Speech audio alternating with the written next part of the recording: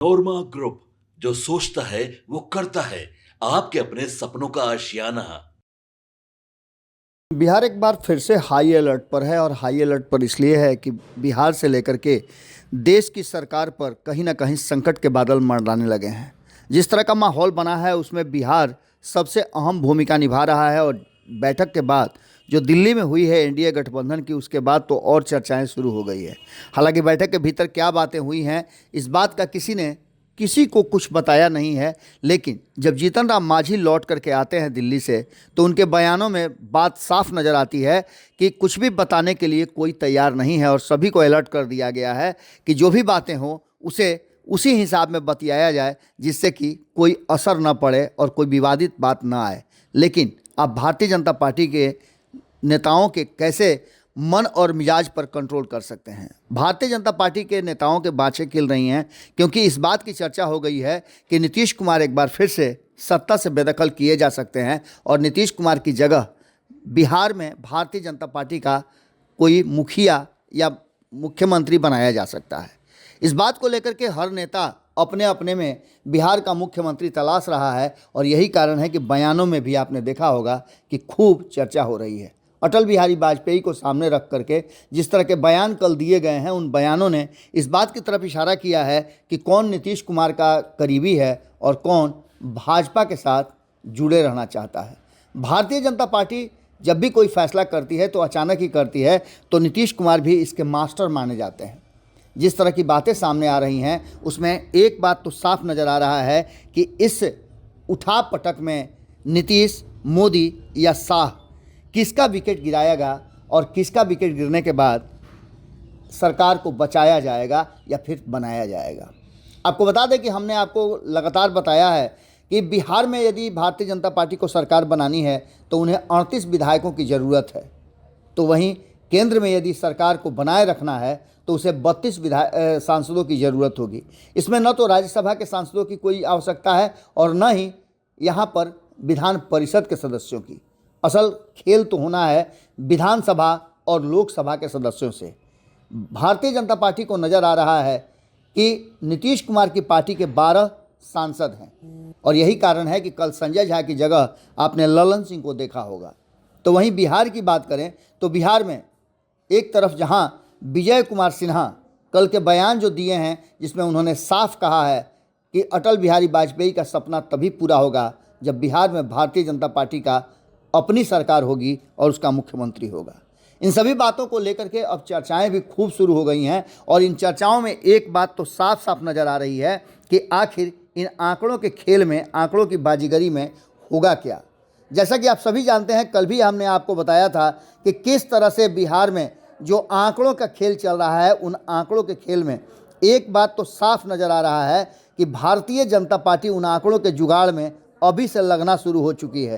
Bharatiya Janata party को बिहार में अगर सरकार बनानी है तो भारतीय जनता पार्टी को आंकड़ों में 38 विधायकों की ज़रूरत पड़ेगी और इन विधायकों की पूर्ति कहां से होगी। इस बात को लेकर के जो परिस्थितियां पैदा हुई हैं, उन परिस्थितियों ने साफ साफ इशारा कर दिया है कि बिहार में जिस तरह का राजनीतिक माहौल बना है उसमें समीकरण गढ़ने की भी कोशिश की जा रही है और आने वाले 2025 के विधानसभा चुनाव की भी बातें की जा रही है। एक बात साफ नज़र आ रही है कि भारतीय जनता पार्टी अगर इस मूड में है या भारतीय जनता पार्टी ये फैसला कर रही है कि बिहार में वो सरकार बनाएगी तो निश्चित रूप से वो अपने केंद्र की सरकार की भी सुरक्षा चाहेगी। इसको लेकर के आपको बता दें कि जो वर्तमान परिस्थितियां बनी हैं वो साफ साफ बता रही हैं कि एक तरफ बिहार में राजनीतिक जो उथल पुथल है वो पूरी तरह से मचा हुआ है। भारतीय जनता पार्टी के सूरज कुंड में मंथन और नीतीश कुमार की एकला चलो वाली प्रगति यात्रा को लेकर के इस बात का लगातार चर्चा हो रहा है कि आखिर बिहार में होने वाला क्या है। सवाल यह है कि क्या नीतीश कुमार एक बार फिर से राजद के करीब आ रहे हैं। इन्हीं सवालों के बीच राजद नेता और कार्यकर्ता अपने अपने अभियान में जुटे हुए हैं और मंथन का दौर भी चला है। आपको याद होगा कि तेजस्वी यादव ने अपने पार्टी के सभी विधायकों और सभी सांसदों के साथ साथ वरिष्ठ नेताओं को बुला करके एक कोशिश की है कि वो उनका कॉन्सेंट ले लें। क्या नीतीश कुमार समाजवाद में फिर उनके अंदर जाग रही है और इसको लेकर के नीतीश कुमार एक बार फिर से लालू प्रसाद के साथ आएंगे। अपने पुराने मित्र को 2025 के चुनाव में जिस तरह से 2015 में साथ आकर के लड़े थे, एक बार फिर से लड़ेंगे। इन सभी बातों को लेकर के कहीं ना कहीं शक्ति यादव का बयान भी काफ़ी अहम रहता है, जिस पर उन्होंने स्पष्ट किया था कि नीतीश कुमार काफ़ी दिक्कत में हैं। तो वहीं तेजस्वी यादव ने भी बयान दिया था कि नीतीश कुमार की दिक्कत का सबसे बड़ा कारण यह है कि जो बिहार की सरकार है, सीएमओ है, वो भारतीय जनता पार्टी चला रही है और भारतीय जनता पार्टी के चलाने के कारण ही नीतीश कुमार परेशान हैं। वहीं एक तरफ आपको हमने ये भी बात बताया था कि किस तरह की परिस्थितियां बनी हैं और इन परिस्थितियों में एक बात तो साफ साफ नज़र आ रही है कि बिहार में सरकार बदलने की अगर कोई परिस्थिति पैदा होती है तो उसके लिए भारतीय जनता पार्टी को बहुत मेहनत करने की ज़रूरत है। लेकिन आंकड़ों की बाजीगरी में 1/3 जो है वो विधायकों को या सांसदों को पार्टी छोड़ना पड़ेगा, तभी जाकर के उनकी सदस्यता भी बरकरार रहेगी और मान्यता भी मिलेगी। आपको पता है कि इससे पहले भी कई बार बिहार में इस तरह की बातें हो चुकी है। आपको याद होगा कि 2021 में क्या हुआ था लोक जनशक्ति पार्टी के साथ।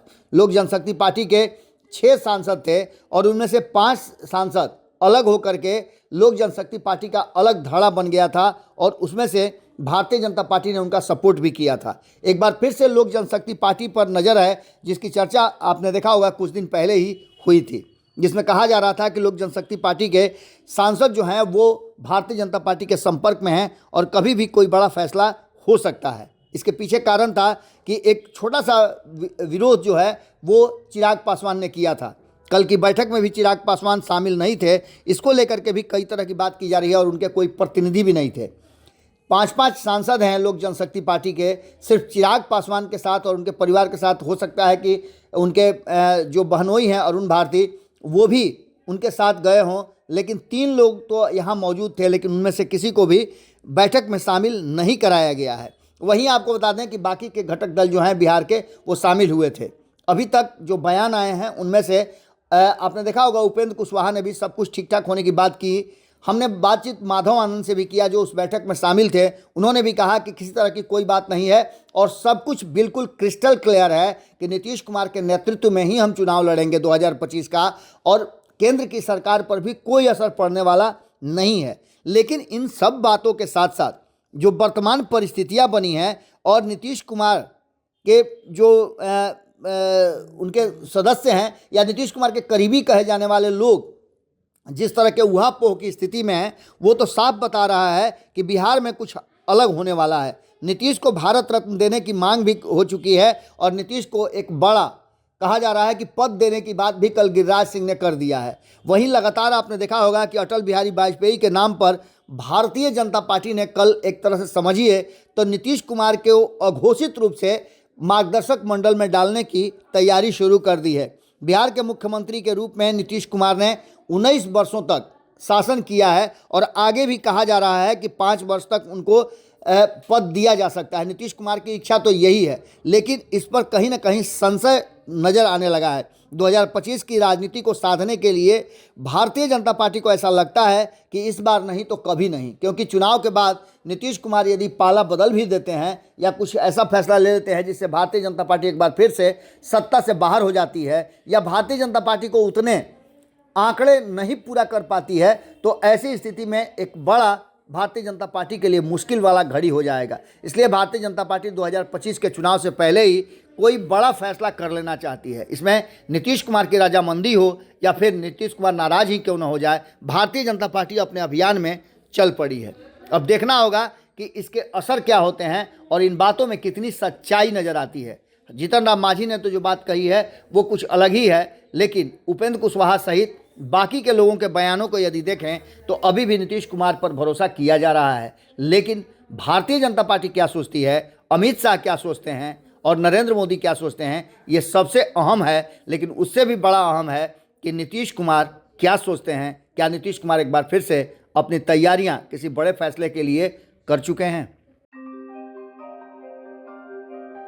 आपके सपनों को हमने सजाया है, ई होम्स पैनोरामा को हमने बनाया है। ई होम्स मेरा एक सपना था जिस पे मैं पिछले 4 साल से काम कर रहा था। हमने जो बनाया है वो सबने है माना। ई होम्स पैनोरामा में हो आपका भी आशियाना। और फाइनली हमने 2021 में इस प्रोजेक्ट को लॉन्च किया। बहुत लोग अप्रिशिएट कर रहे हैं कि पूर्णिया जैसे शहर में, बिहार के, एक तो बिहार की बात करें उसमें भी पूर्णिया जैसे छोटे जगह में इस तरह का लाइफस्टाइल देना, ये सुन के हम लोगों को बहुत अच्छा लगता है। ई होम्स में हमने कुछ और भी किया है, जैसे हम जिस जगह में रह रहे हैं हमारी फैमिली सिक्योर हो, उनको सिक्योरिटी का ध्यान में रखा है। आपकी सुविधा और सुरक्षा आपके लिए खास है, ये आपका विश्वास है। इसमें आर्टिफिशियल इंटेलिजेंस का 7 लेयर सिक्योरिटी का हमने इस्तेमाल किया है। लस ग्रीन कैंपस को बनाया है। यदि हमारा बाउंड्री वाल है तो वो वर्टिकल गार्डन है। ये जितनी भी फैसिलिटी होता है एक इंटरनेशनल टाउनशिप में, ई होम्स है, ये हम लोग विश्वास नहीं कर पा रहे हैं। जो भी हमारे मित्र दोस्त या जो भी हमारे बाहर के बाहर आते हैं तो हम लोगों को बहुत अच्छा सुनने को मिलता है और बहुत अच्छा क्रेडिट मिल रहा है। वो सारा हमने सिर्फ एक बिल्डिंग नहीं बनाया, हमने एक बहुत अच्छा लाइफस्टाइल दिया ई होम्स में, और मेरा एक सपना था जिसको मैं आज फुलफिल होते हुए देख पा रहा हूँ। ये आपका आवास है। ई होम्स पैनोरामा में अब आपका निवास है। E homes panorama, luxurious lifestyle redefined. Panorama group, जो सोचता है वो करता है। अगर ये वीडियो पसंद आई और वह बिहार के राजनीति और बिहारियत से सरोकार रखेनी तो सब्सक्राइब बटन दबा के चैनल के सब्सक्राइब कर ली। ओजे एगो घंटी बा, ओकरा बटन दबा देला से कुल सटीक और मारक खबर रुआ मुफ्त में मिल जाई। अगर रुआ पत्रकारिता के हमनी के नया प्रयोग में सहयोग कर चाहतानी तो ज्वाइन बटन दबा दी। पेटीएम नंबर नोट कर ली 9386 816